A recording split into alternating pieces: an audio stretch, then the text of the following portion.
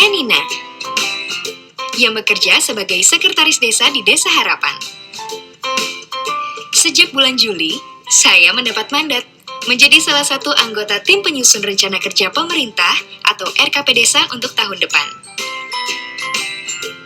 Tim penyusun RKP Desa Harapan ini beranggotakan 11 orang. Di tim ini, selain saya yang mewakili perangkat desa, ada teman-teman lain dari tokoh masyarakat, anggota PKK, Karang Taruna, kelompok perempuan lainnya, dan sejumlah elemen masyarakat desa. Awalnya, saya belum tahu apa itu RKP Desa.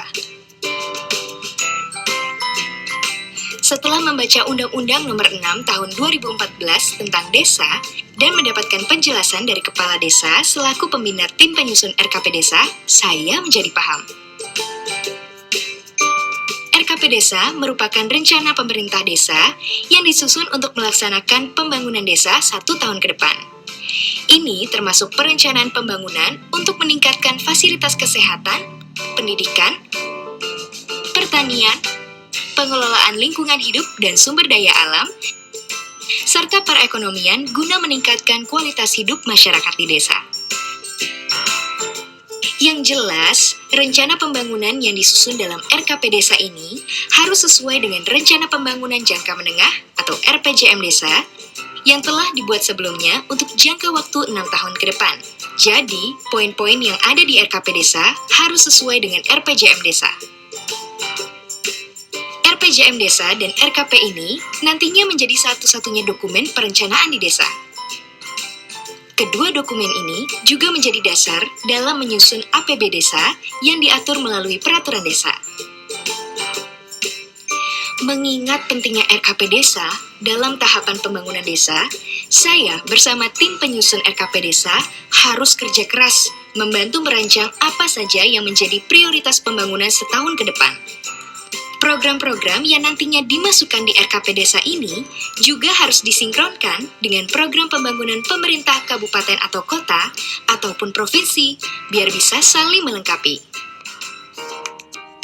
Selain RPJM Desa, tim penyusun RKP Desa juga harus mencermati kas desa yang didapat dari pendapatan asli desa, alokasi APBN, APBD, pajak dan retribusi daerah, dana perimbangan kabupaten atau kota, hibah, atau sumbangan pihak ketiga yang tidak mengikat, serta pendapatan desa lainnya yang sah. Termasuk pagu indikatif yang ada di APB Desa. Ini penting, karena apa jadinya kalau rencana pembangunannya bagus tapi anggarannya kurang. Tim penyusun RKP pun harus membantu mengevaluasi APB Desa tahun sebelumnya agar program pembangunan bisa berjalan berkesinambungan. Yang tak kalah penting, tim penyusun RKP Desa juga harus memprioritaskan potensi desa seperti bidang pariwisata, perdagangan, perikanan, ataupun pertanian. Potensi desa yang ada bisa dijadikan alternatif untuk membentuk badan usaha milik desa biar bisa menambah pendapatan asli desa.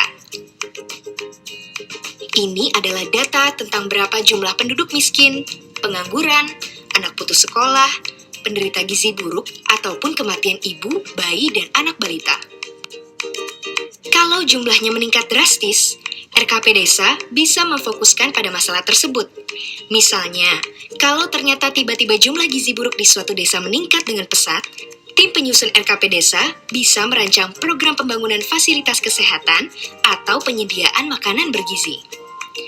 Walaupun di dalam RPJM Desa tidak ada, program tersebut bisa dimasukkan dalam RKP Desa karena masuk dalam kategori rawan dan butuh penanganan secara cepat. Memasuki bulan Agustus, RKP Desa selesai disusun dan tinggal disosialisasikan melalui musyawarah yang melibatkan masyarakat desa, Badan Permusyawaratan Desa atau BPD, pemerintah kecamatan, kabupaten atau kota, dan provinsi, serta kepala desa dan perangkat desa. Saya bersama tim penyusun RKP Desa bertugas membantu memfasilitasi pihak-pihak terkait tersebut untuk melakukan musyawarah desa ini. Di forum musyawarah desa ini, RKP Desa dibahas. Program pembangunan desa mana yang perlu dilaksanakan tahun depan dan mana yang bisa dilakukan tahun depannya lagi. Setelah dimusyawarahkan, Bulan September, RKP Desa dituangkan menjadi rancangan peraturan desa tentang RKP Desa. Rancangan ini disepakati bersama oleh Kepala Desa dan BPD paling lambat bulan Oktober tahun berjalan. Lalu, rancangan ini disampaikan oleh Kepala Desa kepada Bupati atau Wali Kota melalui camat paling lambat 3 hari sejak disepakati untuk dievaluasi. Bupati atau Wali Kota pun dapat mendelegasikan evaluasi rancangan peraturan desa ini kepada camat. Nah, baru setelah dirasa memenuhi syarat, peraturan desa tentang RKP Desa dapat ditetapkan paling lambat tanggal 31 Desember tahun anggaran berjalan. Setelah disahkan, peraturan ini bisa dijalankan untuk 1 tahun ke depan, yakni mulai bulan Januari hingga Desember.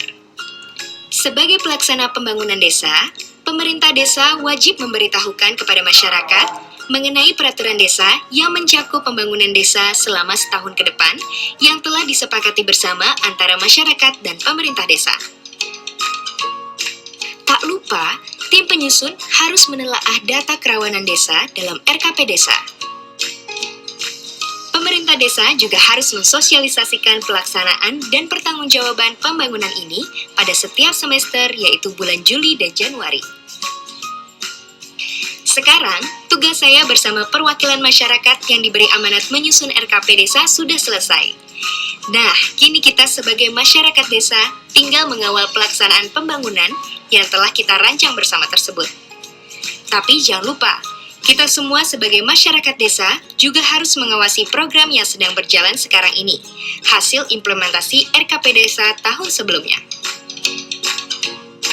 Ini semua semata-mata agar pembangunan desa bisa berjalan sesuai rencana, berkesinambungan, akuntabel, transparan, dan profesional demi meningkatkan kesejahteraan masyarakat desa.